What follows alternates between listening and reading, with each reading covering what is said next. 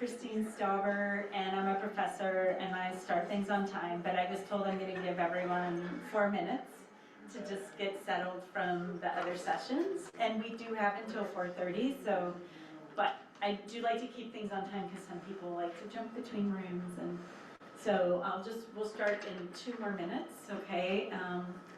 And I appreciate you guys being here. 2 more minutes. Yeah.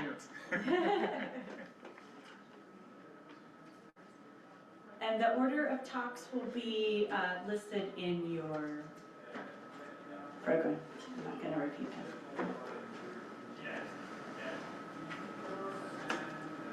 Do you want to have No. I will, I think everything is set, and we can use this, but if not, we can try that. Oh, great. Okay. While people file in, I'll just say that the presenters have 12 minutes, and then we have some time for questions, okay? And Carlos will be telling the presenters when they have 2 minutes left, 1 minute left. Okay, so let's go ahead and get started. The first talk is by Seju Kang, and he's talking about environmental monitoring of community health in Kampala. I won't repeat your title for you. Thank you. Thanks, Brandy. Thank you. Okay, my name is Seju Kang. I'm a postdoctoral researcher at Eawag in Switzerland. So before I start, I just want to acknowledge that this initiative is partnered with Uganda partners who are listed in here. So without them, this initiative wouldn't be possible. So I just want to acknowledge that. So there have been successes in the wastewater-based surveillance as a tool that monitoring infectious disease and community level. By looking at the pathogen level in the wastewater influent can be traced back to community level infectious disease spread. So this tool has been proven effective, complementing clinical surveillance, capturing silence transmission, and guiding intervention. Historically, this wastewater-based surveillance has been applied for polio, typhoid, and other infectious disease monitoring. So we are looking at this wastewater-based surveillance as a framework in a little bit different context, which are our focus on this project, which is urban non-sewered area. Nearly half of global population rely on non-sewered sanitation. And if you look at the more narrow scope, urban, low and middle income country, from 60 to 90% of population use non-sewered sanitation. If you think about rapid urbanization, it has led to inadequate sanitation, high fecal contamination of the environment. And if you compare the sanitation in between sewer system and non-sewer system, in the perspective of the surveillance, in the sewer system, you only have one sampling point which converts all the waste stream, travel to the pipeline, have a wastewater influent, and arriving at the wastewater treatment plant. But meanwhile, if you think about non-sewer sanitation, there has been potentially multiple pathways that pathogen flew from on-site containment to the environment. So there's no clear strategic framework about the sampling plan for wastewater surveillance or environmental surveillance on the non-sewer sanitation. So our project starts with this question. So, would there be any alternative to this environmental surveillance in urban non-sewer area? So our overarching hypothesis is, can drainage of surface water function as a proxy for community health and monitoring? And I want to stress that this project is scoping study, which means that we try to develop sampling plan for the sampling runoff in the urban non-sewer area that could provide more representative surveillance information. And the project is based on Kampala, capital city in Uganda. If you look at this map of the Kampala, this kind of tell you that how the small coverage of the sewer network is.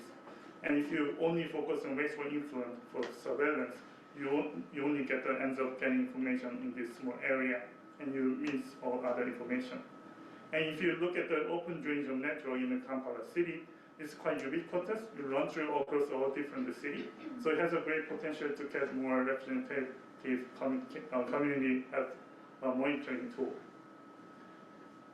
And these are some examples of the drainage channel pictures in Kampala in Uganda, and some of are very natural channel online, and the other one is very constructed lined channels. And if you look at the neighborhood, also the characteristics are quite variable point by point.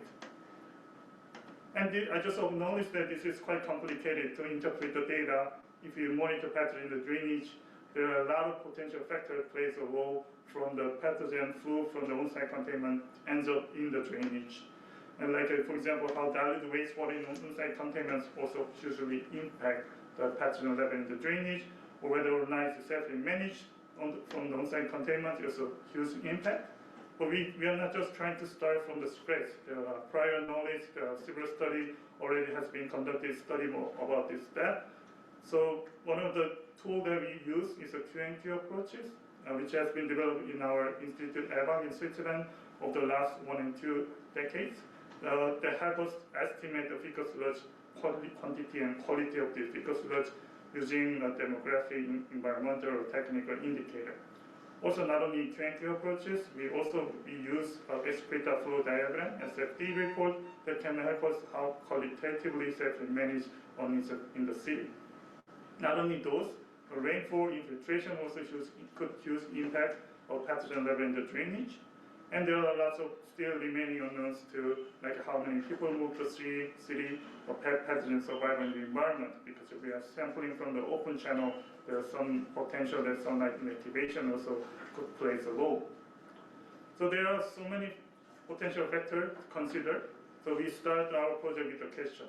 If we want to look at the surface runoff, where should we sample?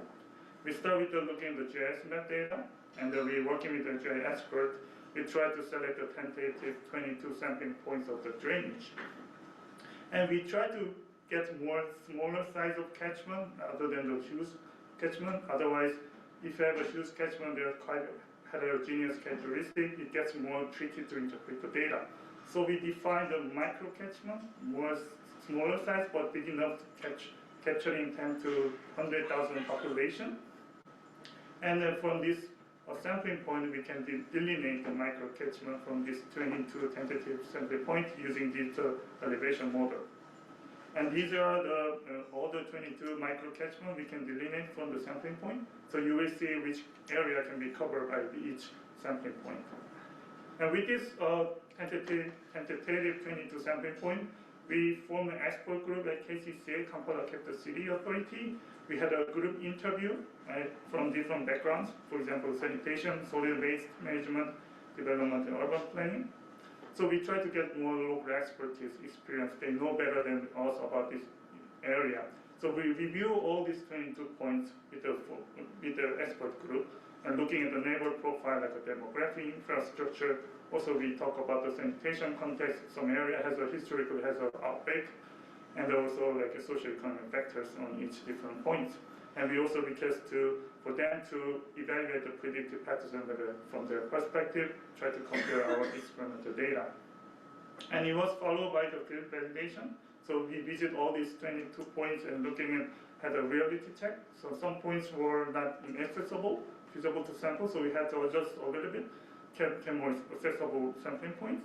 So we also try to cross-reference with our interview with the expert group and whether it's matched with what really actually we saw in the field.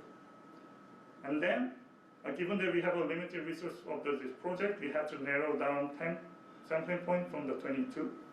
All the numbers are on the different drainage points, and you can see all the different 10 micro catchment. And we also added 2 wastewater influent as a comparison. There's a 2 centralized wastewater treatment plant in Kampala, Luigi and Nachibubu, and these are all the wastewater influent picture. And the first sampling campaign was conducted in the last March for the 2 weeks with a frequency of 5 days per week. And we managed to get a total of 100 of drainage sample and 20 of wastewater sample. And with the 10 time points, all points have a 10 sample points.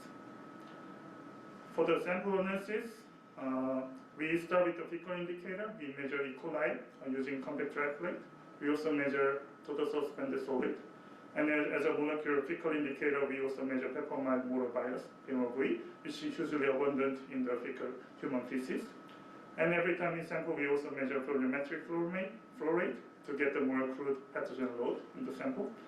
And then we extract the nucleic acid from the sample and use a multiple digital PCR assay to quantify multiple pathogen levels, including respiratory viruses and enteroviruses. And the first set of data I want to share today is a comparison between drainage and wastewater influent for the fecal indicator and enteric viruses. For enteric viruses, was consistently detected over the 2 weeks of sampling point, as well as fecal indicator. And as you can see, between drainage and the wastewater influent, as expected, the level of the influent was higher than the drainage. But what surprisingly, we are very surprised by that the level of pathogen in the drainage also very high. There's only 1 log difference. So that can tell you that drainage could have a high potential as an epidemiological sensor point. And then further, we normalize all this signal using PMOV. PMOV is quite abundant in the human feces that only can account for human factors. So surprisingly, if you normalize all the signal of PMOV, the level between drainage and wastewater influent gets very comparable. For example, E. coli and rotavirus in the very left and very right, there's no significant difference between drainage and wastewater influent. Even though norovirus G1 and G2 still they're slightly higher in the wastewater influent, but the difference between drainage and wastewater influence is very minimal.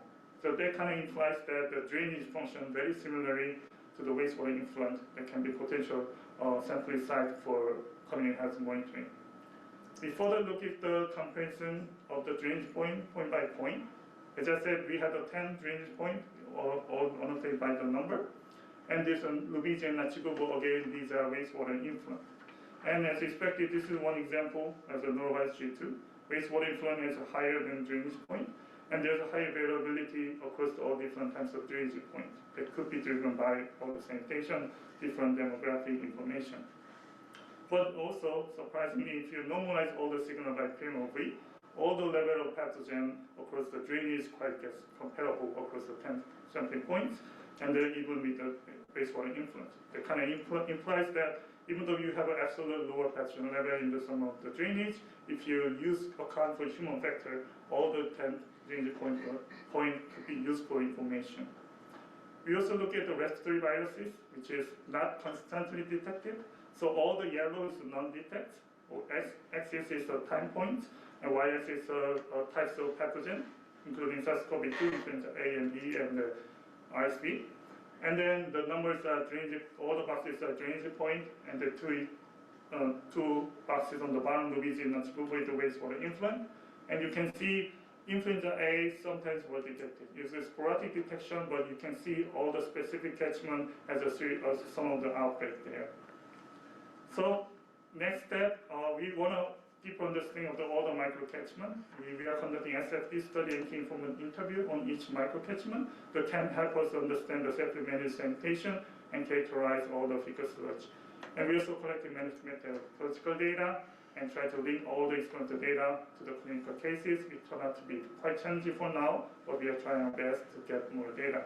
As a next step, we just concluded the second sampling campaign 2 weeks ago. We increased the number of samples to 200 from 100. We extended the sampling period from 2 weeks to 4 weeks. And now we're going to have 2 time points with the difference in seasonality, so we will get more comprehensive information. So in conclusion, going back to our question, can drainage of surface runoff function as a proxy for community health monitoring? If we are not there yet, but we have promised that pathogen signal can be captured in the drains, and the normalized signal is in the drain get comparable to wastewater influent. And still we are trying to get more deeper understanding of microcatchment in the sanitation. And the 2 sampling campaign will provide more comprehensive information to confirm our hypothesis. Thank you for your attention.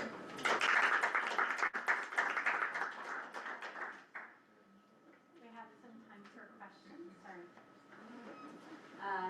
Would anyone like to ask questions? If you would, I'm going to just, in case there's people online, bring this. No, there's no one online? no, Okay, no, then no. you can just ask. Yes. First, Brandy, and then there was a question in the back. Go ahead. Thanks for your presentation. It's really exciting work. I was wondering if you could talk a little bit more about how you selected your target pathogens. Target pathogen. Yeah. So, I mean, there's no preference. I mean, there's some assay we already developed it for our Swiss national program for wastewater surveillance. We just implemented assay we validated. Got it. Yeah. Thanks. There's a question in the back. Go ahead. Yeah, really great work. I think this is super interesting. You know, when I think about the use of these types of data,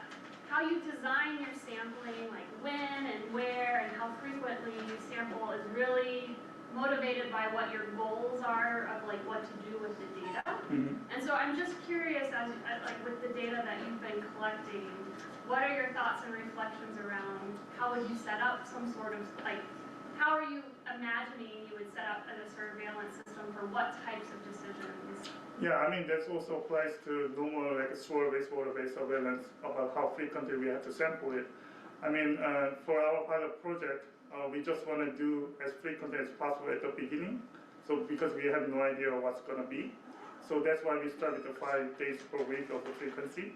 But now the second sampling, we kind of reduced for 4 days per week because we thought there's no significant difference day by day if you look at it. I mean, I think that's based on your experience. I think if you have sure that there's no clear difference across the week, you might reduce the frequency.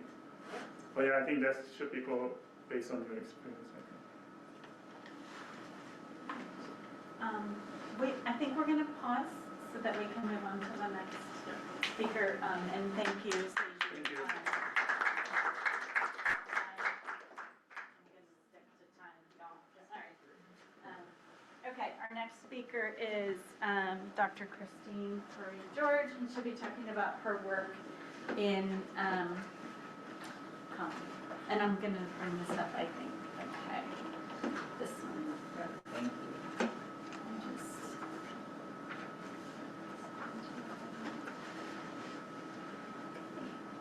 Great. Here you go. Thank you. Thank you for the introduction. So I'm Christine Marie George, and I'm a professor at Johns Hopkins, and it's my pleasure today to present on our evaluation of our WaSHmobile, mHealth, and Chlorine E-Voucher programs to reduce diarrhea outbreaks in the Democratic Republic of the Congo. And this work is a collaboration between our research group at Johns Hopkins, Catholic University of Bukavu, the DRC Ministry of Health, and Engage Spark. And the rationale behind our work is that in humanitarian and other resource-constrained settings, sending in-person visits for WaSH delivery is logistically challenging, time-intensive, and costly. And furthermore, large-scale community WaSH trials have had mixed results in terms of reductions in diarrhea with in-person visits. And so in this presentation today, we're going to present evidence that WaSHmobile health messaging can be used as a transformative approach to WaSH to facilitate WaSH behavior change. And so mobile health messaging presents a promising approach to facilitate WaSH behavior given the high mobile phone coverage globally in both low and middle income countries and even in both rural and urban settings. And so this led us to develop our WaSHmobile program, which we'll be presenting today, which focuses on designing, implementing, and evaluating targeted WaSHmobile health programs for high-risk populations for diarrheal diseases. And so one high-risk population that we focus a lot of attention on is the household members and diarrhea patients. And that's because when they come to a health facility for diarrhea, their household members are at a much higher risk of diarrheal diseases themselves during the 7-day period after the patient is admitted to the health facility, with previous studies, including our own, showing that this risk is 100 times higher for cholera. However, despite this high risk, there's very limited interventions for this population, with the focus almost exclusively on the treatment of the patient. And so this led us to develop our WaSHmobile program, which was developed through community-centered formative research over several years, which included semi-structured interviews as well as pilot studies in Bangladesh and in the Democratic Republic of the Congo. And this intervention is healthcare facility initiated, where a health promoter delivers a pictorial module, as you can see here in the photo, bedside to diarrhea patients, and their accompanying household members. A hygiene kit is also provided, which has a water vessel with lid and tap and chlorine tablets, and a hand washing station as well with soapy water, which is water and detergent powder. And then our innovation to our approach is that we reinforce the behavioral recommendations from the in-person visit in the healthcare facility through mobile health messaging. And this is sent out weekly through voice and text messages that are automated from a doctor at a local healthcare facility. And so after diarrhea patients are discharged from the health facility, they then receive these automated voice and text messages. And we show an example here, which is an interactive voice response message where the doctor at the local health facility that's calling them, and her name is Dr. Pitcha, is asking for their help in terms of explaining to another patient how to correctly treat water using chlorine tablets. And so the diarrhea patient household is asked to press 1 or 2 in response to a question, and then they receive a voice response with a message. And again, these are automated messages that are sent out, and we use the Engage Spark platform. And so we conducted 2 large randomized control trials of this approach in both Bangladesh as well as in the Democratic Republic of the Congo. In Bangladesh, our trial had 2,626 participants, and this was conducted in an urban context in Dhaka. And we had 3 arms. So we had an arm that received a standard approach on oral rehydration solution, that you can see here. And then we had 2 WaSHmobile arms, one with home visits and one without home visits. And then in the DRC, we had a very similar randomized controlled trial, which was also in an urban context. And this was in Bukavu, which is in the eastern part of the DRC. And this trial had 2,334 participants. And for this trial, we had 2 arms. So we had our same standard arm on oral rehydration solution, and this was accompanied by a basic 5-minute wash message. And then we had our WaSHmobile program with quarterly home visits.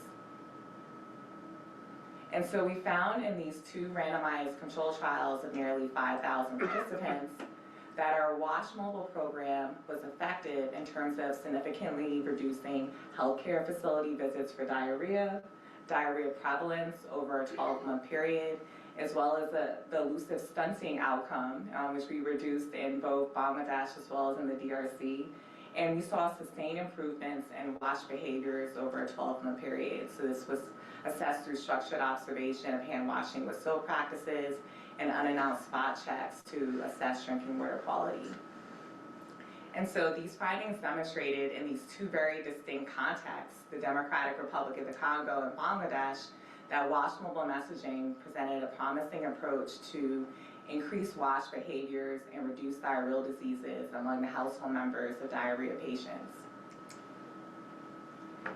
And so our current work focuses on approaches to scale this approach to millions of beneficiaries in the DRC, Bangladesh, and globally.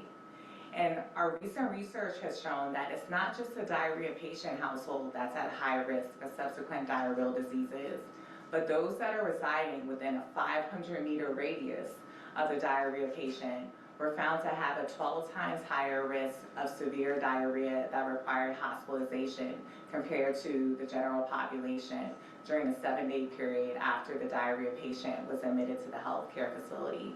Therefore, broadening the scope of this intervention from focusing on diarrhea patients to those that are residing within a 500-meter ring of the diarrhea patient allows the intervention to serve millions more beneficiaries.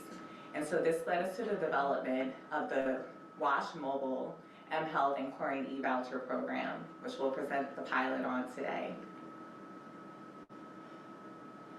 So our WaSHmobile program for this diarrhea outbreak area around the patient starts with an alert of a diarrhea outbreak in a health area.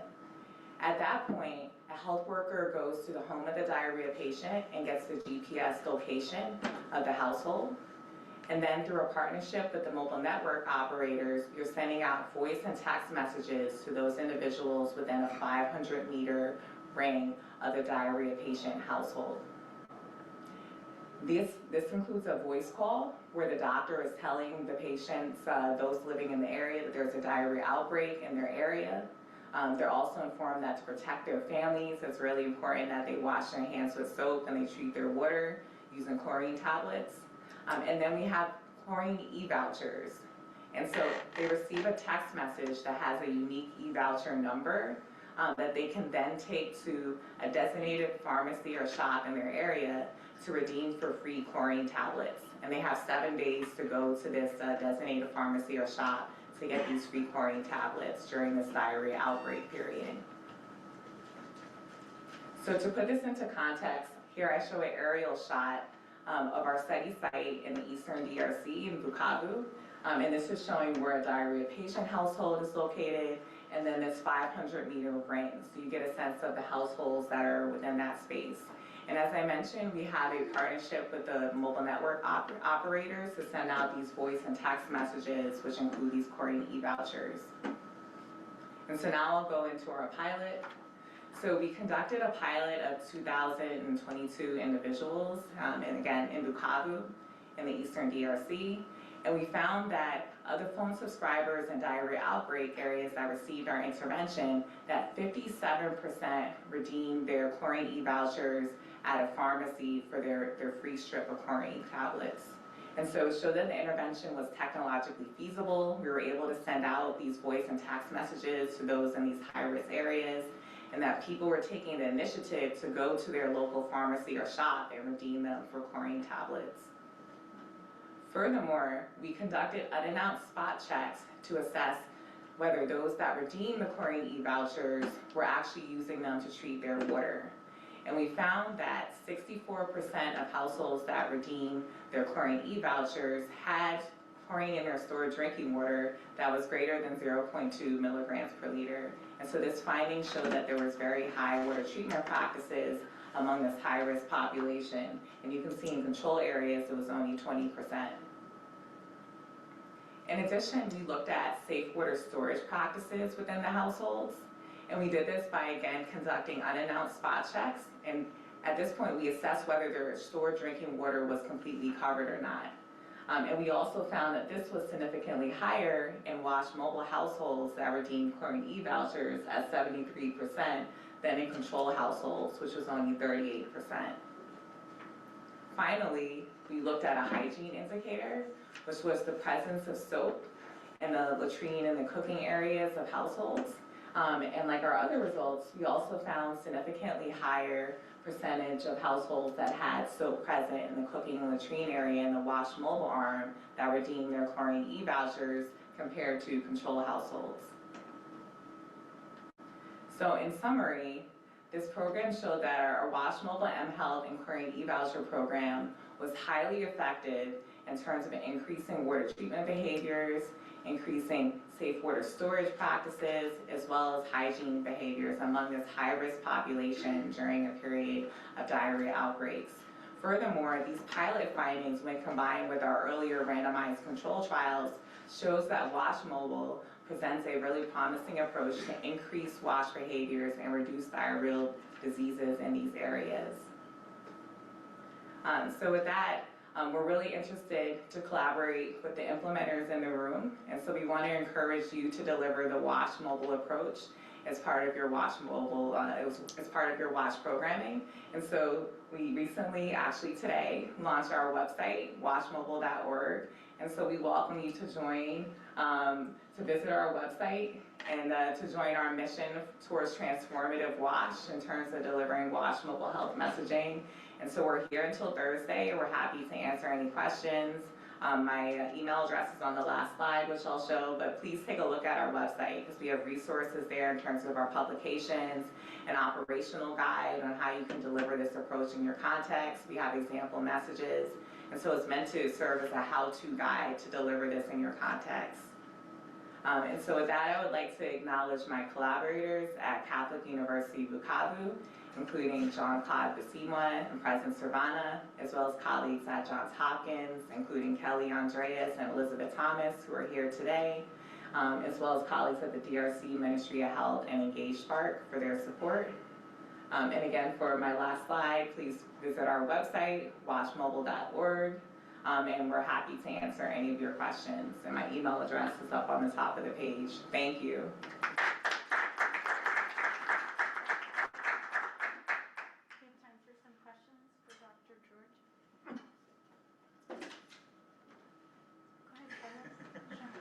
I'm just curious about the radius of the 500 meters. So that's one house there, but then I find another house here 200 meters from there. So do you expand the area that you're covering? So how do you make this thing work, you know? Yeah, so the idea is you would expand it if you had multiple cases that were in the area. And I actually show an example here, and then I'll go back, of what it could look like in a health area where you're having multiple cases.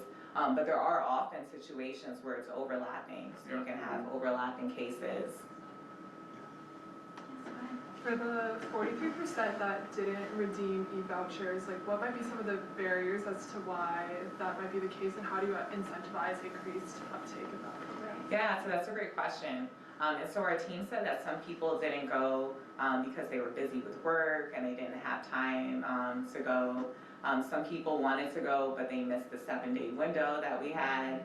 And so one of the lessons that we learned is that we should probably have multiple pharmacies and shops within the area for people to go to instead of one, to make it a lot more accessible for people.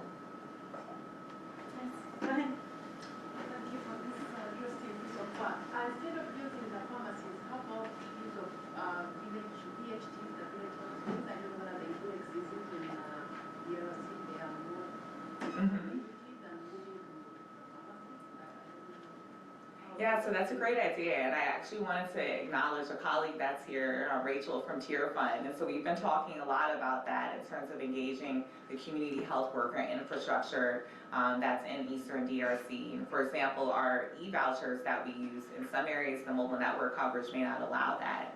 And so in that context, you can have community health workers that are distributing paper vouchers, for example, as an alternative approach. But we completely agree it's important to leverage existing resources in the areas where we're working. All right, well, thank you so much. Thank you. Okay.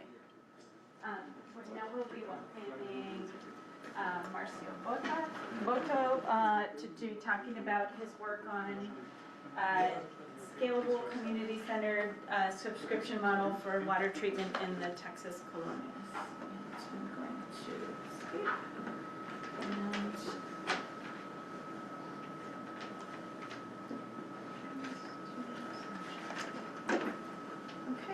okay.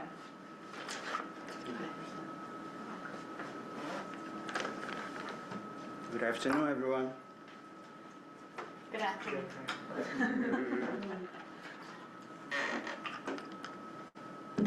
Well, I'm Marcio Botto, and it's great to be back here at the UNC Water and Health Conference. This presentation is not going to be like very academic, but I'm going to present like a really interesting case study that we conducted here in Texas, in Colonias, along the border, Mexico and Texas border. So, thank you. So, Colonia in Spanish means community or neighborhood, but along the Texas-Mexico border, it represents something much more complex. Colonias are unincorporated, low-income settlements where many families live without water, sewer systems, or even paved roads. Across these 6 counties here that you can see, there are over 1,800 colonias with roughly 370,000 residents. More than 40% of these families live below the poverty line. Zooming in to El Paso County, Texas, 47 colonias still lack access to water infrastructure. That's nearly 1,900 people, and it will take about 400 million to close the gap in water infrastructure for only these 47 colonias in El Paso County.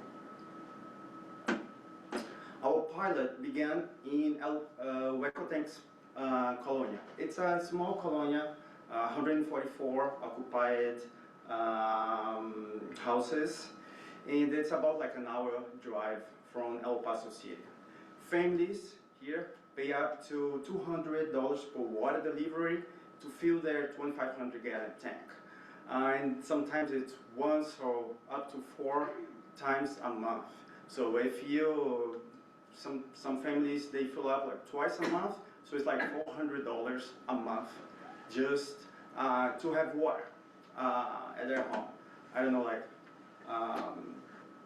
usually how much you pay for water here, but I don't think you pay $400 a month for water. So It's very expensive.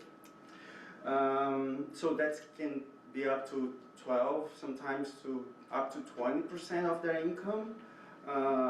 And many of them have to drive like 10 miles, not just for because they buy water, like bottled water, or go to kiosks to fill up their jars, like those big jars, 5 gallons jar. And so this is like a common routine.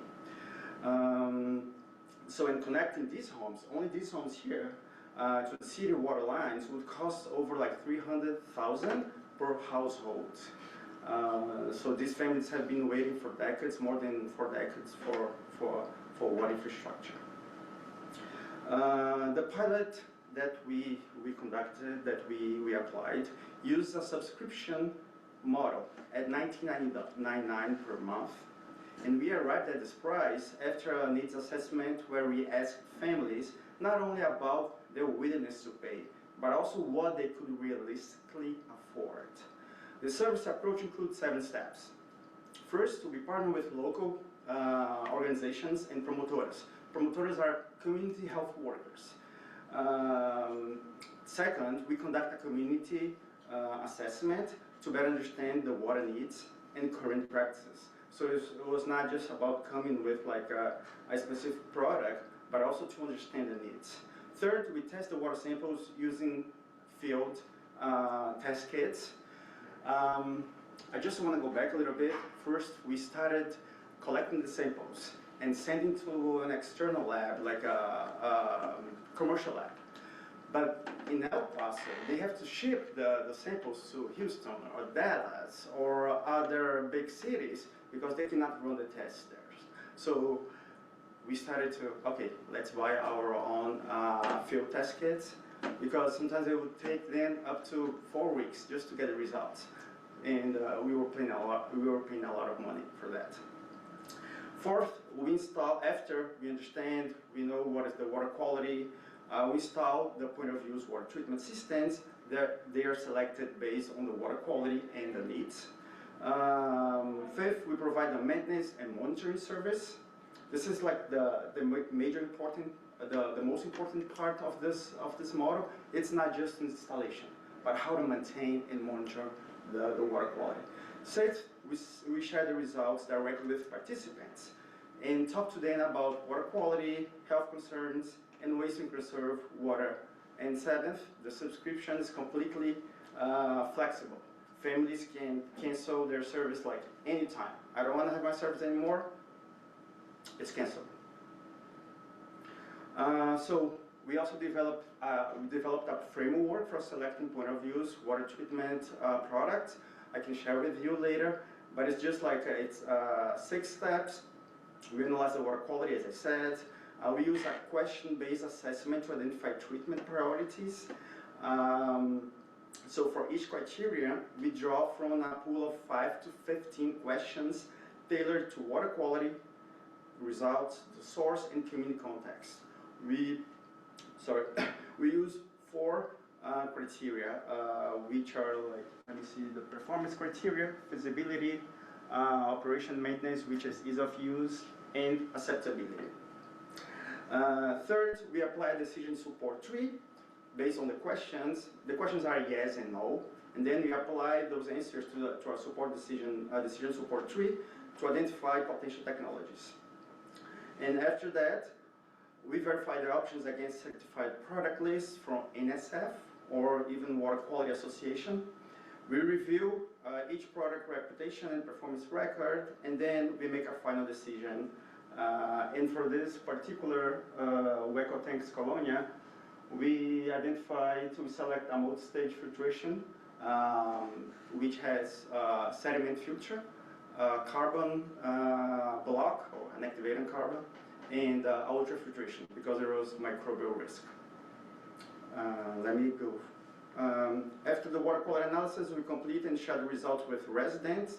A customer relations lead or promotora visits each household to explain their findings and answer any questions about their water quality.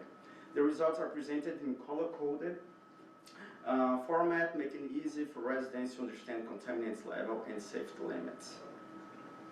So here's, out of 144 occupied homes in Eco Tanks, Our first engagement began in a focus group back in September 2023.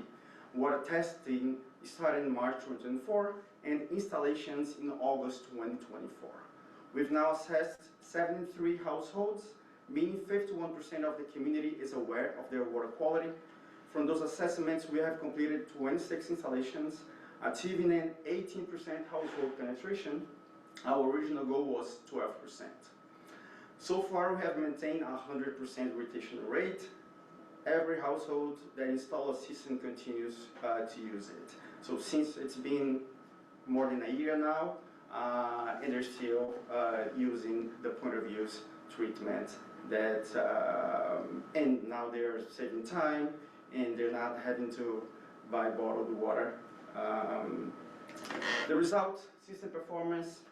So after installation, the point-of-use units achieved an average turbidity reduction of 70%, with some units going up to 97%. All samples met the target of under 0.3 NTU in turbidity, and 95% were below 0.15 NTU.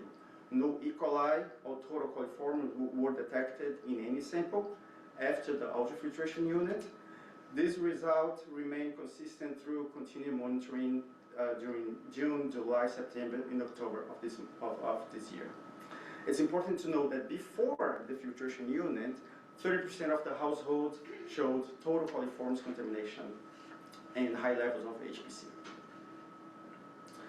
On the financial side, we estimate that families now are saving around $360 per year by buying less bottled water, or not even buying any more, and also driving less for water. They're not spending with fuel. The $20 monthly subscription is sufficient to cover filter, like the hard cost for supplies, and the testing, like the hard cost for testing, but it doesn't cover labor for community engagement, the promotoras, for the plumber to install the unit, for the plumber to go there and monitor, take the water samples, so it doesn't cover those. And for those costs, we need external funding. Beyond saving, the pilot built trust. This is the most critical part of this project, was to build trust. It was not the equipment itself, because unfortunately there has been like so many organizations in the past, companies, and I'm not blaming anyone here, but even university, that they come there and they apply surveys and all of that, and they just disappear out of like nowhere. So yeah, the community lack trust, mistrust on any company or any organization that comes to the community. We look at our costs, labor, logistics, supplies, and testing, and comparing them to the subscription revenue we expect from each household. Over 5 years, that gave us about like $3,000 in costs and $1,200 in revenue per home, leaving a gap of roughly $1,800. When you adjust for the time value of money and assume a small customer turnover of 5% a year, we calculate a net present value and lifetime value per customer, both of negative, meaning the program needs outside funding to stay sustainable. I'm going to skip this one, just going to the conclusion because I have just 1 minute. Thank you, Carlos.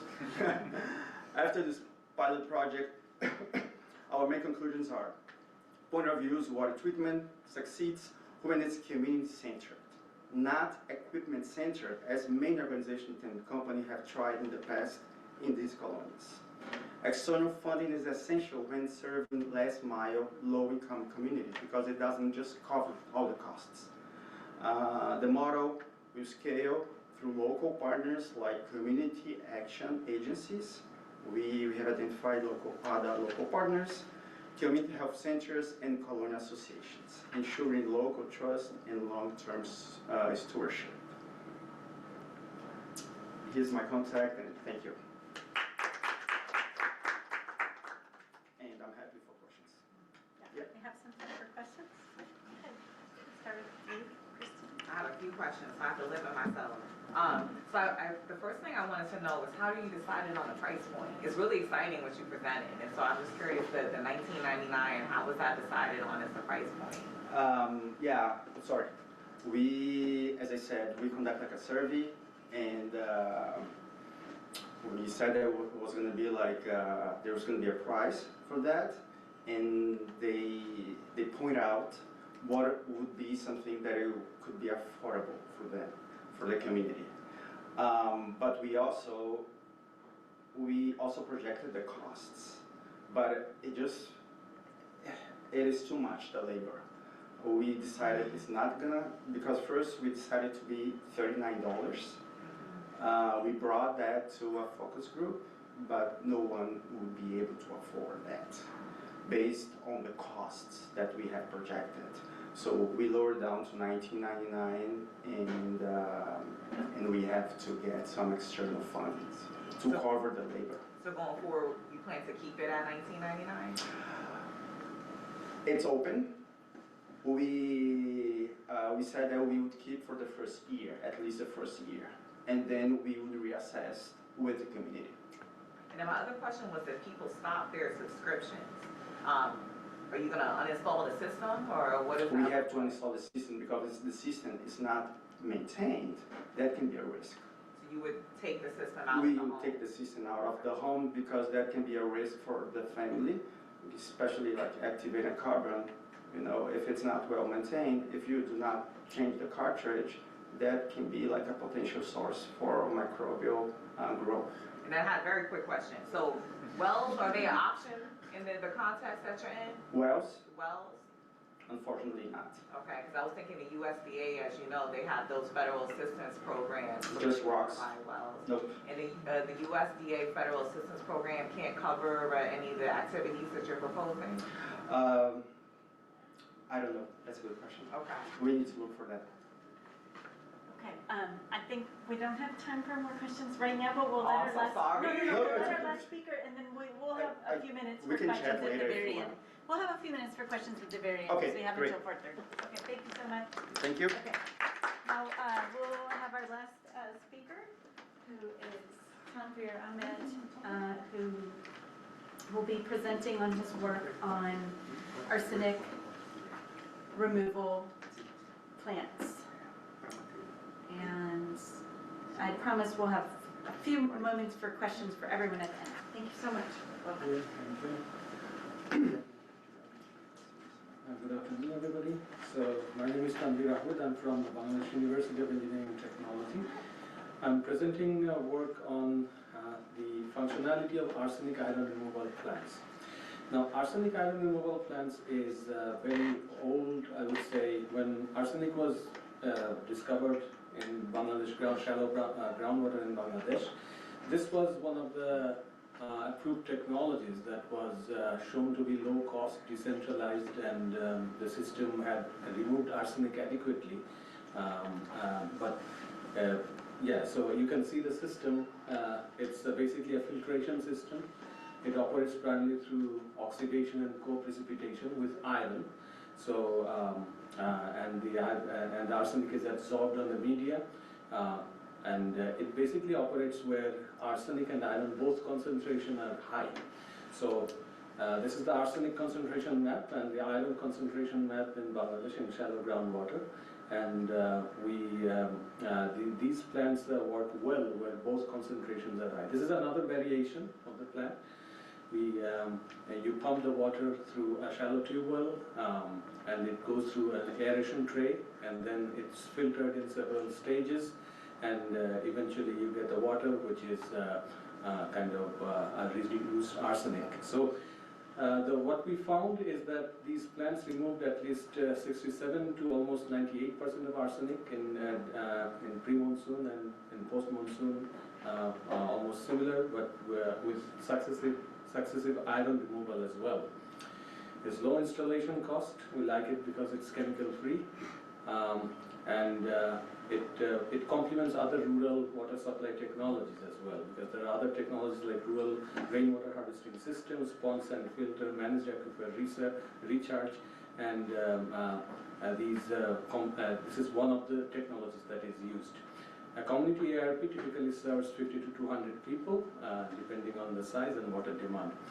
But the problems that we faced in these community-based systems is that after a certain time, these gets abandoned, can be dysfunctional after a few years of use, and there are different factors associated with it. So this study is basically, we want to explore what sort of factors actually governing the functionality of these systems.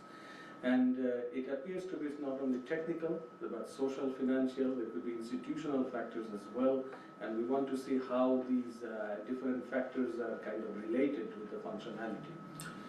So we did a survey on 310 ARPs that are installed in actually 11 districts in Bangladesh, covering almost 190 villages, 80 unions.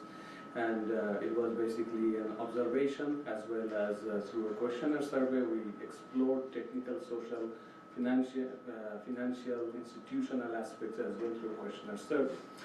I'm showing some figures, images where we see what's happened to some of these ARPs, we call, and these are operating. Sometimes we find them with non-functional pumps and different components missing.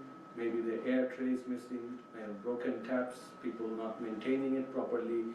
Some parts are stolen, some parts are damaged, resulting in lack of functionality. Pump systems, broken lids, broken taps, and all of these, or maybe one or multiple, for multiple reasons, these can remain non-functional. So, in this study, we looked at 310 ARPs and see what fraction of what part were kind of missing. We found that there are different elements that can be broken, and also they remain functional. Certain percentages of them, starting from the well, connecting joints, lid, tap, these can are found broken or whatever, and some are functioning and not functional. So we tried to figure out what sort of factors could be responsible for that. And I'm not sure if this is visible. We tried to identify, like, these could be possibly for the governing factors that can be responsible for the functionality. Installation age, whether they have, the communities running have willingness to pay, who has the repairs responsibility, operation maintenance, the perception of users of the water that they are getting. Is it supported by some external agencies who are doing operation maintenance or looking after capacity building, or there's testing facilities available? Is the shallow tube well giving sufficient water? These are all factors that could play into. So through the questionnaire survey, we tried to collect data on all of these, and this is the coding system. I think I can skip this. So this is the kind of the summary of the results. We have the association, individual association for each of those identified variables, and the highlighted part shows only the variables which were found to be significant. So we found significance with tariff contribution, willingness to pay, physical properties of water, responsibility for day-to-day upkeep, and whether or not there's a professional cleaning services available, and whether or not they receive capacity building support. So I'll just summarize the main findings. We found that the ARPs that were installed more than 8 years ago are 10 times less likely to remain functional than those installed 4 to 8 years ago. That's quite understandable. Older systems have undergone a lot, and wear and tear and those things might be responsible for that. We found that the ARP treated water that is used for drinking and cooking is over 6 times more likely to be functional than that water which is only used for either only drinking or for a single use. This basically, I think, shows that if the ARP water is used for multiple purposes, they value the water more, they value the ARP system more, that gets better care than the others. So it's not underused, and I think which has multiple uses, they treat the ARP water as well as the ARP with utmost care, and that could be responsible. If there are alternate sources of water, then the ARP is less preferred compared to that. And that alternative sources could be a safe or unsafe water option. Even it can be a pond or maybe other way convenient to collect. Because it shows that the ARP system, they perceive it as to be a little bit more complicated because it has filtration system and other things. But if there is an alternate system, they prefer this less compared to others. Good physical quality of water, they find the ARP to be likely to be more functional, and if this is absent from earthworms, if there are no insects, good taste, no odor, and no visible particles in the treated water, that is more likely to be, we found that those ARPs to be more likely to be functional. It is also important that the shallow tube well that is actually used to collect water, is that the functionality of that also governs the functionality of the ARPs. So the wells which produce adequate water, that is the ARPs associated with those wells are 6 times more likely to remain functional. The tariff contribution, the ARPs which have tariff contribution are more likely to be functional than those without a tariff. That's quite understandable. Sometimes there are professional cleaning teams available. As you know that the ARP, when it gets used, it gets clogged, so there's a requirement to clean the sand and other elements, and there could be professional cleaning teams available. If those people are hired and if they are involved in the ARP cleaning, those ARPs are more likely to have a higher functional level. We found that if a certain person is assigned who is responsible for day-to-day upkeep of the ARP, if such a person exists, that ARP is more likely to be functional than those which are not. And of course, the ARPs which receive capacity building support from government or other organizations or NGOs, they are more likely to be functional. So finally, so the functionality of the ARPs, the summary is that it's not only technical, it's not only its performance in reducing arsenic and iron concentration. It's a combination of social, institutional, and other factors. So this study highlights that all these factors are important and playing a role in the functionality of these community-based systems. So what we understand is that a holistic approach is required. So if you want to make these ARPs sustainable in the long run, we need a holistic approach. That means we have to think about how this will be run, the tariff contribution, how the community engagement is done better. So this also links to the awareness campaign and capacity building as well. Critical insights for other decentralized water systems. What we mean is that there are other decentralized water systems in Bangladesh which are being run in similar areas like rainwater harvesting system, pond sand filters. They might suffer similar fate as the ARPs if those factors are not considered. So when we design them for the community, we have to look at all these surrounding factors. And this could be important for sustainable water management and defining strategies in those areas. And we think that we need to revisit the community management model. And professional service delivery involving different and innovative management models and involving private sector in operation and maintenance, that could be a key aspect in having this ARP or community-based systems running for making them sustainable. Thank you very much for listening. We have time for some questions for Tanvir. I have questions that no one has. Go ahead. So the first thing, your presentation was really interesting. And it made me think about the issue, as you know, I've been working in Bangladesh for 18 years now. So thinking about the water arsenic testing issue, because these treatment plants are really valuable, But if someone is sitting there, their well is untested, how are they gonna make a decision to use the plant? And so are there more activities now to try to increase access to water arsenic testing? I know UNICEF had the Safe Drinking Water Program, the fee-based arsenic testing, you had farm WAFs, like, what, 20 years ago now? So what's happening with water arsenic testing? So arsenic testing, we don't have a national arsenic testing mechanism, or that is done after a certain years. You do a blanket testing of everything. That is not done. But arsenic testing happens on a project by project basis, or when after 5-6 years you get those UNICEF, BBS, UNICEF joint surveys like the mix. That's one time you get kind of a blanket, but that happens after 6-7 years. After 6-7 years. And when you get data after 6-7 years, not very useful for policy formulation. You need something, a real-time data management, data kind of system.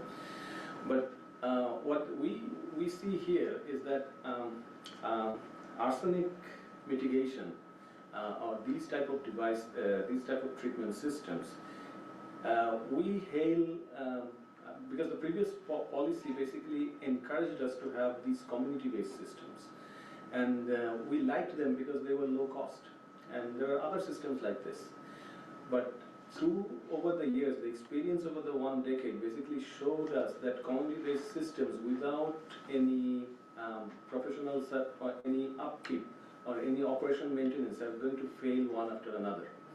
And that is why we see a large amount of dysfunctional systems, although all of these systems are quite good, low cost, technically well, all very good, but not performing well because we haven't really sorted out, or the O&M has not been thought of before.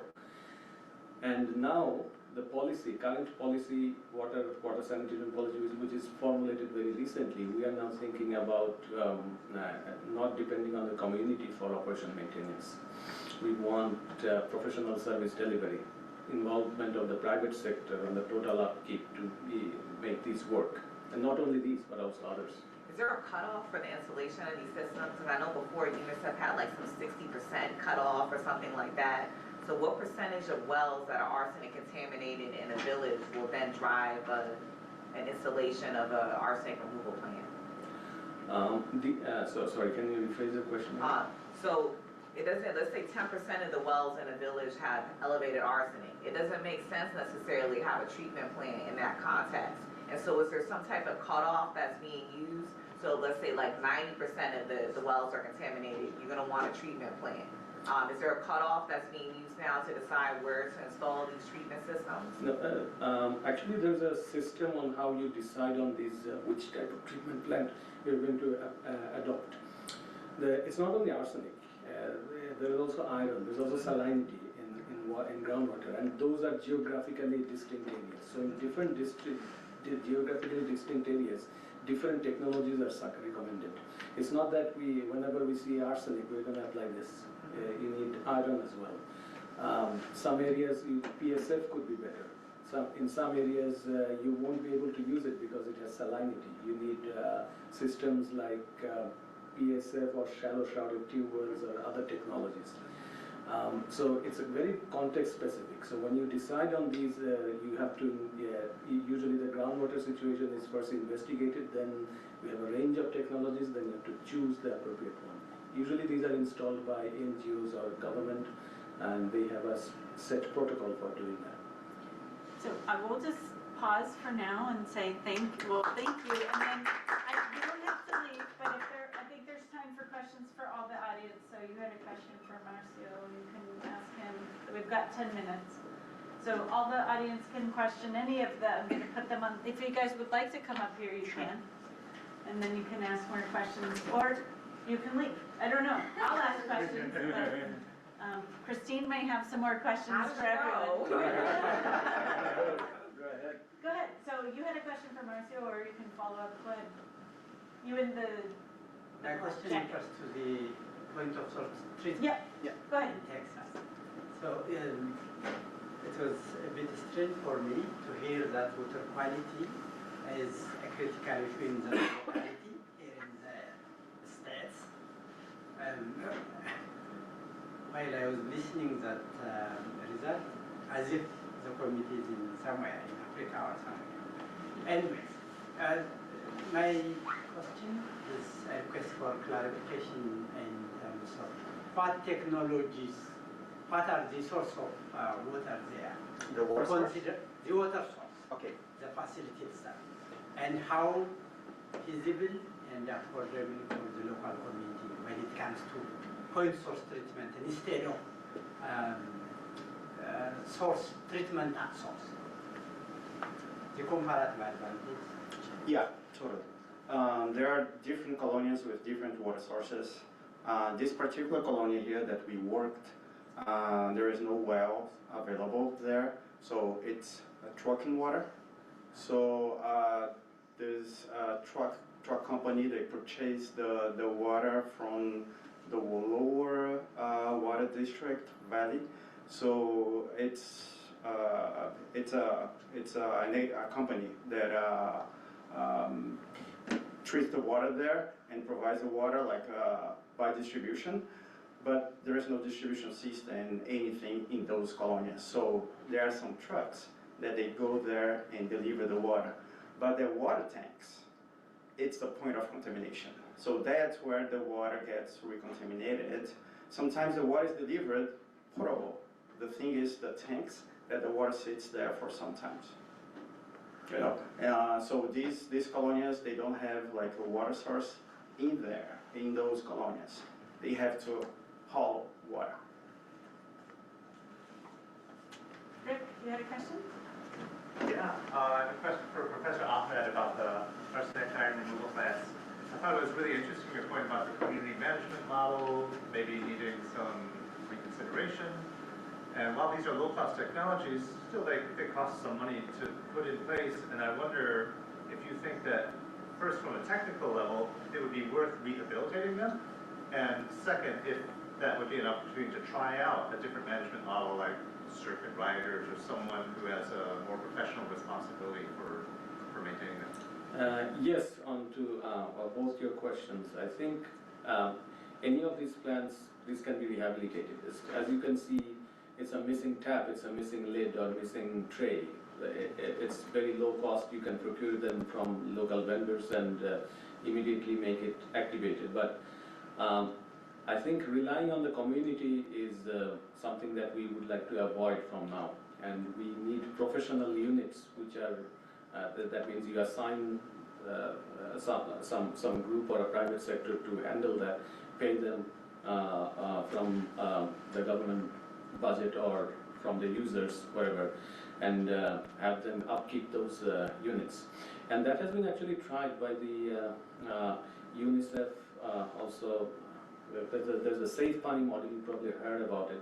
There's Oxford University O&M kind of O&M professional service delivery model, which is working very well in Khulna and Shatkhira.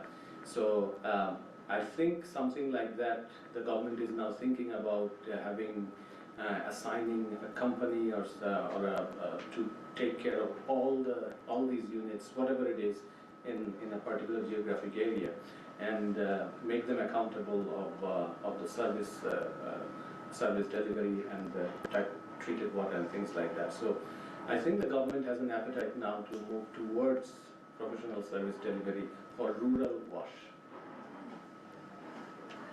Thank you. Any other questions for the audience? Go ahead, Carlos. For him too. So this treatment system for arsenic, so we showed that it removes 78% of arsenic, something like that. But does it reach the guidelines for, or is because it's too high, the initial levels, that is still too high after we treat? The numbers that I have seen, that it definitely reaches the national guidelines, which is the 50 parts per billion arsenic that's kind of required. Not all reach the WHO guidelines, which is the 10 parts per billion. Mm-hmm. But if these are maintained properly, it works very well. Yes, go ahead. So maybe it's maybe a suggestion, or not sure if it's a question. Like we always hear about like missing the taps, like losing the leads. So this type of very tiny thing in hospitals and other thing in setting like ours. and why we are not able to fix it. Like age is like years after years. So I think we need to bring up some solution for this, for the sustainability of this type of technology. And I think there could be an easy solution. Whenever we build a system like this, like 1 lakh, 2 lakh taka, but we put a tap of 10 taka or 20 taka tap, which is unfortunate, I would say, rather than make it like expensive, good quality tap, and then maybe it can be sustainable in the future. That's my comment. For both healthcare and other schools and other settings. Yes, that has to be locally available as well. You're looking for taps in the Dhaka city, you'll find a lot of variations, a lot of options, but if you go to Shapkira, you need a vendor which has these taps in store or in store that when one is dislodged, you quickly get it fixed. The problem is that the turnover of that getting fixed, maybe it's broken, you're not caring about it, but after some time you say, okay, off with it, off with the whole system, but it's just only a tap. So, I've seen that many sophisticated systems just installed in very remote areas, just because of the fact that they have sophisticated parts or spare parts. If one gets dysfunctional, then the whole system is not running, and you are not able to procure that part because you are in a remote area. So the supply chain has to be ensured as well. You would like to use materials and spare parts that are locally available, and you have to fix the supply chain first. So if that's ensured, then you can. Yeah, and the supply chain at the same time, like how can we actually fix it? We know that supply chain is a problem, but in which framework of our work, like planning or like designing, or which time point we have to fix this one? My view is that the supply chain is usually carried by private vendors, right? Private parties. It will fix it will get fixed by itself if the demand is there. Look at the tube well technology. How many tube wells are in Bangladesh? 10 million tube wells, and 10 million, maybe 10 times more for private tube wells. Nobody is complaining about tube well spare parts because that supply chain is established because that's a high demand system, and whenever any part is dislodged or is disrupted, that immediately you can call somebody and find it. The reason is that there's a huge demand for that, and that private sector already installed his shops, and in the local areas, in the remote areas, you'll find tube well spare parts. So the whole thing is connected. Thank you so much. Thanks to all the speakers, and please go enjoy the posters.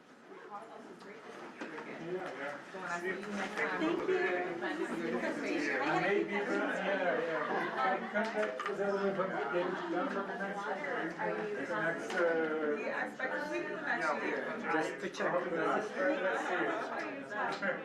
It might be easy for restriction.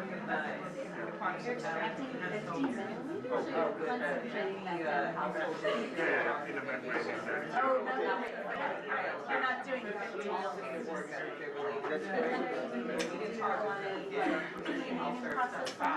Oh, extraction. Yeah, we used to get that as a purifier also. They also help us to kind of like maintain, do the moderation and monitoring. I don't know. I am not the moderator tomorrow. Sorry. There is, I think. How do you in this one? But On this, generally, there's usually like a.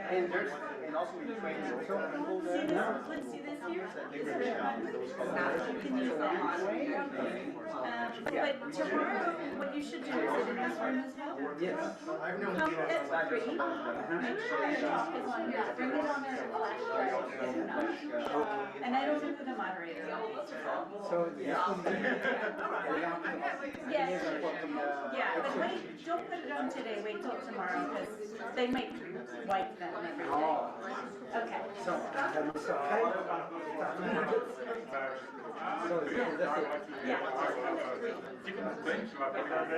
Good luck.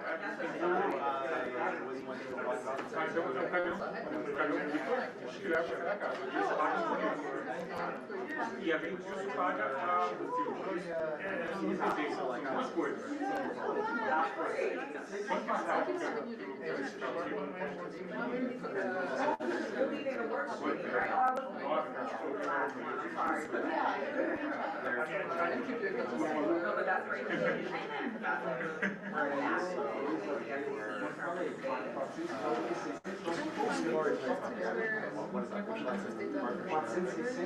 for us,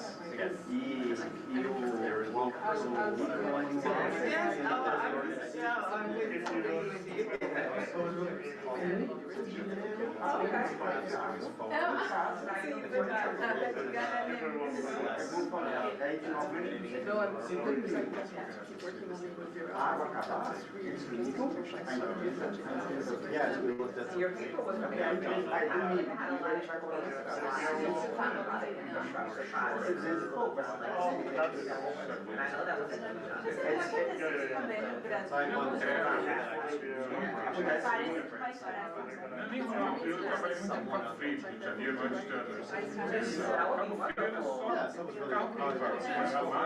temos que quebrar a iluminação na época do veraneio. O pessoal está desesperado e pediu para Well, my question is, what's the preference of taste? Did you ask a lot of people that didn't like the taste of the water? we have like a customer feedback. We have like customer feedback survey. I did just to better understand how we can take care of ourselves. They're loving it better than oh, it's better than other one. I love it. I love it. Because actually, you compare just the order, the taste, and everything. So, and all the functions they compare of that. And it's ISO certified, 6 log bacteria, 4 log virus, and 3 log.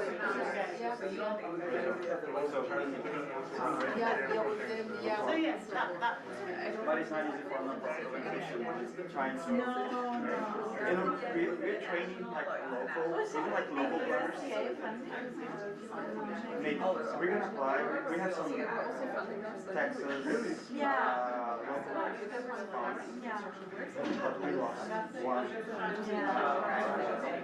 So it's like a you indicator. Thank you. Português. Yeah, we have all two already. We're hoping to do it in South Sudan.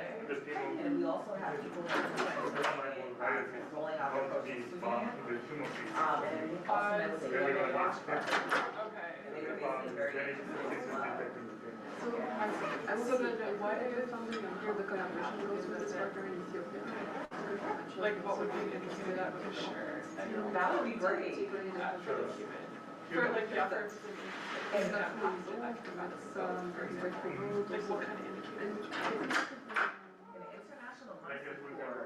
Mercy Corps International reached out to us. Yeah. It was Yasir. You know Yasir, right? The global WaSHmobile. Oh, I wasn't on. Oh, it was a call there. Oh, okay. It was important. And also I met the, what is her name? Oh, she's working with you now, right? Correct. Cora, yeah. No, Cora's there.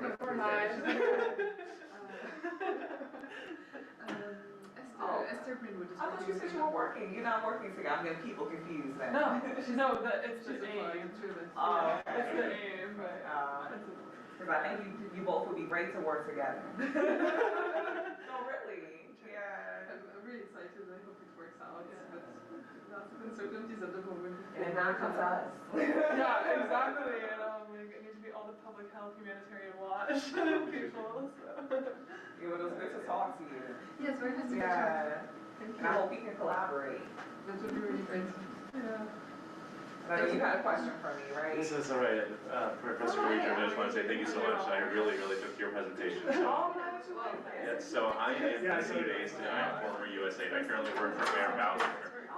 My background is in biology and geology, but I've been trying to make this. background. I've been trying to make this big pivot into the water space. So when I first moved to DC, I plugged in with the Potomac River Keeper Network, and so we partnered with JHU a little bit. Natalie Exum was our faculty contact there. We were trying to do an environmental justice grant about coal ash, I think in West Virginia. That's great. But that really scratched my itch, and I thought I could do that internationally at USAID. But alas, everything has changed, and so with that, I'm considering graduate school, whether that's a master or and that's what I'm thinking about. And so I'm throwing out like this starting like candy, just trying to think. So I mean, so probably PhD is my understanding. Well, I'm saying either one, take wherever it goes. You know, I guess the whole adage in my undergrad was like, oh, you should, you know, masters are hard to find funding for. Just go straight to a PhD, whatever. I'm learning it's a little more nuanced, maybe in the water space. Yeah, for me, well, I went straight in, I did my engineering degree at Stanford, and then I went straight into a public health program for a PhD. Yeah, so I actually got the master's along the way, so it wasn't separate. And see, I've got this imposter syndrome coming in where I'm like, it's the civil and environmental engineering departments that do all this WaSH stuff and don't have this engineering background, but they are the ones doing that project, all those projects. And so I keep, you know, I found my way here thinking like, you know, these are very much the projects I want to plug into, and whatever specific treatment to that is just, you know, the interests are feeding me. That's it. So maybe be in touch, maybe, whether it's a question of fit or who's, I can give you mine also. students. So global disease epidemiology and control, that's the program. Okay. And I definitely recommend it. The only caveat is that this year they only accepted one student because of the issue with the indirect. The university's losing the indirect. Yeah. So they're not admitting a lot of students now. Oh, shoot. And so another option is the doctorate of public health program track. As you probably know, on the Hopkins program, they were pioneers with that. So you would do that while working full time also. Really? Is that something that you considered, or? I hadn't thought about that route specifically. I mean, I knew other people who did biology in my undergrad, Oberlin outside Cleveland, and they did their PhDs. It was more just PhDs. I understood like they got a stipend. I don't know if they were working full time. I'm sure they had a TA ship or whatever. Yeah, so the PhDs are fully funded. The DRPH isn't, but you're working full time. Even if you want to go the academic route, the former chair of our department, he had a DRPH. So the main thing is it's more of a professional degree. So you want to be a public health implementer, you want to be a public health practitioner. And truthfully, that's more what I'm finding myself leaning towards. Like they give me a UPA kind of thing or here, that sort of, so it sounds like maybe that's equivalent of that. And also if you have it as a domestic focus, you could qualify for the Bloomberg scholarship that Johns Hopkins has. And that will fully cover your DRPH program. So you can do your DRPH, your work, and everything will be funded. Yeah. Is it 2 year? It's not thesis based, or is it thesis based? It takes up 4 to 7 years for the program. So you take all your classes online. Wow. Yeah, I can share the information with you. So there's a few concentrations. I direct the one that's on health equity and social justice. But based on your interest, I think the one that's in environmental health or environmental health security would probably be a good fit. I am so interested. I would love to be in touch. Well, thank you again, Professor. I gave you my card. Okay, you have it. Yes, I got it. I'll photograph it. Yes, we'll be in touch. Thank you so much. Really appreciate it. So you have lots of interesting questions. Thank you for the presentation. So my name is Associate Professor of University.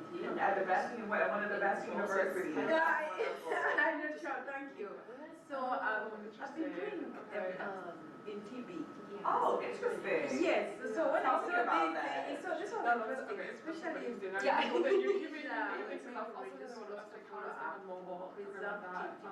patients who how do you like account for TB is so difficult. You have the same issue, the household contact.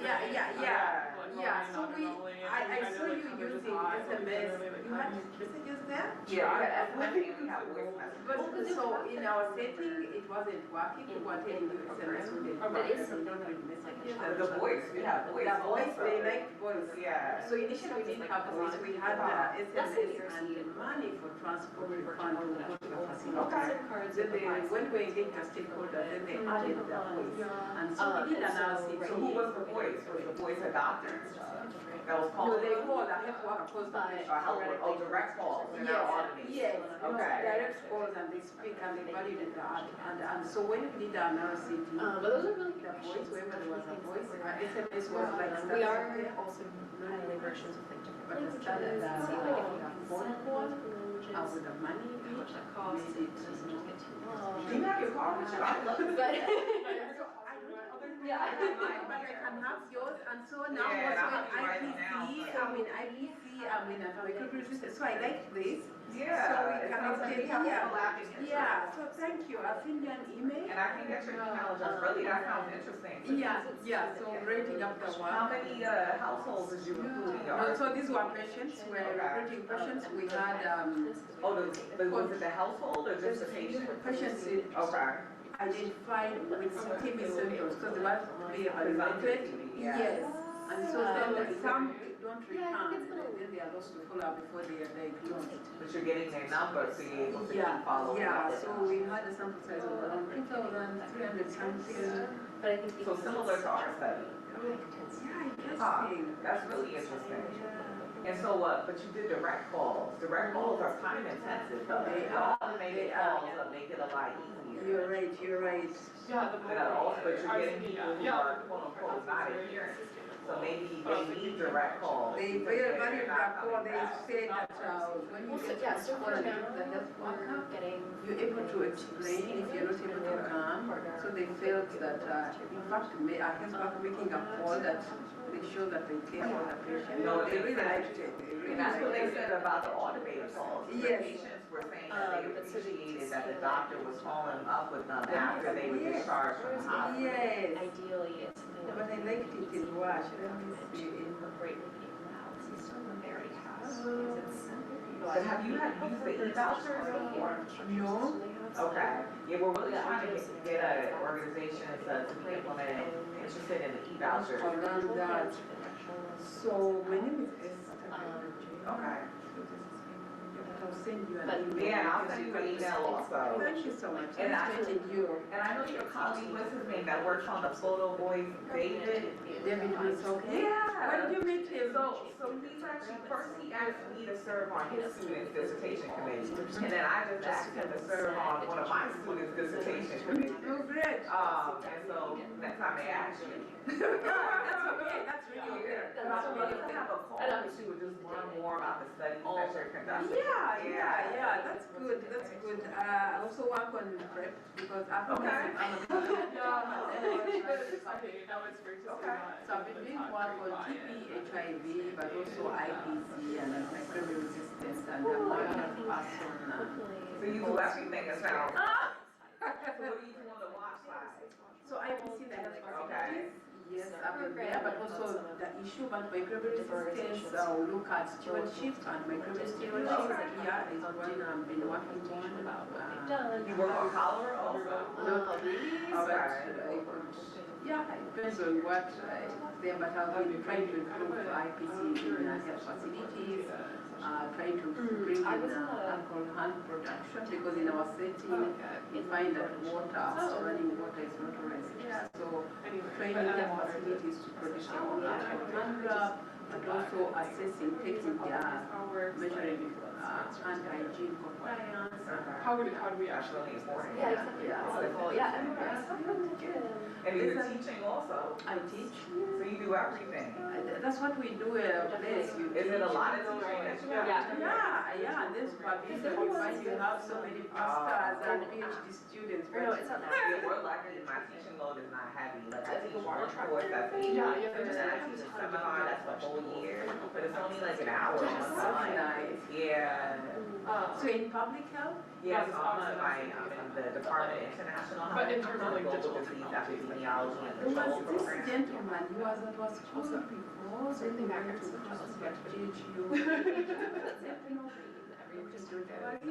Yeah, so he's in DRC. Wasn't he doing Ebola response in DRC? Or he was doing mpox in DRC? The WHO, he's doing his DRPH at Hopkins. That's what you're talking about, right? Yeah, then Maria. No, I don't know her. I think she's more of an administrator. Okay. Yeah. Oh, nice to meet you. Yes, nice to meet you, Rob. So we have to stay in touch. Yeah, you're staying in touch. Thank you. Right, so like 2 days of cluster meeting and then EHF. Like, not interesting because like just like the meeting all the stakeholders presentation. Really fun and I feel like it's a nice presentation, but you know, for like the whole week. Yeah, you asked a good question. Oh, thanks. And one of the other things that happen is that when we first started, Yeah. 40% of people redeemed the E-Vouchers, then it went up to 50, then it went up to 60, and then it got up into the upper 60s, but then it averaged out to be 57. That's interesting, which is so high. I was like, above half is good, but I'm like, I wonder what, like, if there is a threshold of utilization that actually then makes it effective, especially when you're talking about, like, the impact of, you know, one case on, like, a radius. And it's an outbreak area, so how do you curb transmission? What type of adherence rate do you need to curb transmission? That's something that's really important. We don't understand that well. Yeah. But I think it's really interesting the articles you wrote about if people have to actually take action to get the service, they're more likely to use it, like how many chlorine tablets are going unused, or you're just giving them to people at their house. Like if people have to, people have to take action, they'll actually be. Yeah, so it's like, then how do you incentivize, or like, I don't know if that's an education barrier that people just don't know, like, actually, if I go and buy this and then I use it, it'll help. But this randomized control trials, what's really interesting is they compared the E-Voucher model to the in-person delivery by the health promoters. And the rates of chlorination were rather similar, because the people who took the time to redeem the E-Vouchers were the people who were going to actually chlorinate their water, and the other people, they weren't going to. So why should you give them the chlorine if they're going to go unused? Yes, I thought that was really interesting. I'm also curious, I don't know if you've encountered this, but I was thinking, just the E-Voucher use in, like, context with markets for those type of technology, like for chlorine treatment, or like just treatment technologies in general don't exist. Has that been a barrier? So that's something that we're hoping to work with Rachel on at Tier Fund, to try to look at the different service delivery models based on the context. And so it may need to be distribution if there's no chlorine supplier in the area, or it may need to be paper vouchers if the mobile network isn't there. But I had a question about the Colonias presentation. I'm sure you both were thinking this. Why not use inline chlorination? Well, because for their water tanks? For the Colonias, because if they're having issues with microbial contamination, that would make sense. Keep the water in those tanks chlorinated. Were you both thinking I wonder if people, if there's not good acceptance of chlorine there. Maybe. In the Colonias, because people aren't used to, that could be the case. But that's an easy way to be able to treat the water, and cheaper than the technologies that he was proposing, particularly if the water comes treated, right? Yeah, because then you know you don't have like metal contamination. And it sounded like what he was saying is that it came treated, but it was getting contaminated in the tanks. So if you chlorinate the tanks, then you wouldn't have the issue. But to me, 1990, I don't know if it's recording this one. Really? That's funny. I don't know if 1999 people are.